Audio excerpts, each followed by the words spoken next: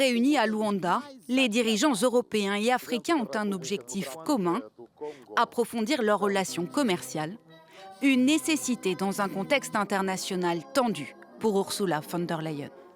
Dans cette économie de plus en plus conflictuelle, l'Afrique et l'Europe ont plus que jamais besoin l'une de l'autre.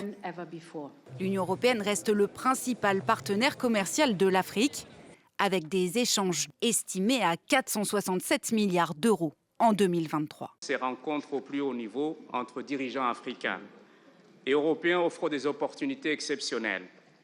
L'occasion de réfléchir à la destinée commune, aux intérêts partagés et à un avenir tracé ensemble. Un avenir commun où les métaux critiques auront une large place. Cobalt, cuivre, lithium, graphite et autres terres rares. L'Afrique possède près de 30% des réserves mondiales de minéraux critiques, des ressources essentielles à la transition énergétique, encore largement inexploitées. Une aubaine pour l'Union européenne qui veut réduire sa dépendance quasi totale vis-à-vis de la Chine.